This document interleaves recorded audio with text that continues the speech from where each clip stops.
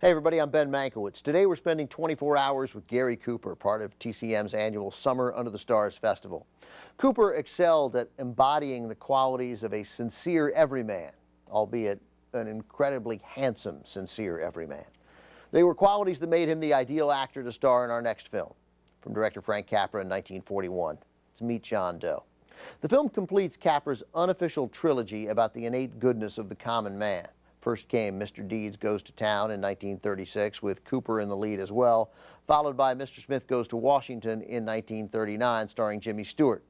Like Mr. Deeds and Mr. Smith, Mr. Doe is not a perfect man, but he is ultimately a principled man, willing to stand up for what's right, even if it's often a little unclear in Capra movies precisely what these men are standing up for. The twist here, and it's a big one, is that John Doe is actually the fictional creation of a newspaper reporter, played by Barbara Stanwyck. In an attempt to generate some buzz about her column to save her job, Stanwyck cooks up the story of a letter received from an anonymous man, John Doe, who eloquently laments the plight of the common man before pledging to throw himself from the roof of City Hall on Christmas Eve. The letter causes a sensation. The public is clamoring to meet and help John Doe, who, you'll remember, doesn't exist. Enter Gary Cooper as a down-and-out ex-baseball player desperate for money and hungry for a good meal. So he agrees to become John Doe to perpetuate the sham. But when the real Cooper begins living up to the ideals of the fake one, the entire ruse could get exposed, benefiting no one.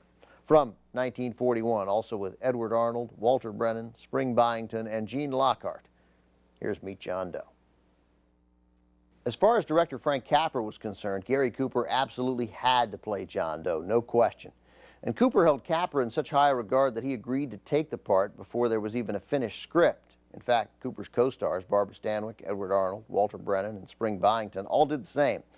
Good thing they had such faith in Capra, because it took him a long time to come up with the ending. In fact, he edited together 4 different endings, ultimately previewing 3 of them. But the ending you just saw was completely different. That ending came from a comment card from a preview audience member, prompting Capra to quickly reshoot the film's conclusion and splice the new footage onto all existing prints in circulation. Meet John Doe may be the only movie in history to open in New York in theaters and then get re-edited after shooting a new ending before going out to the rest of the country. Up next.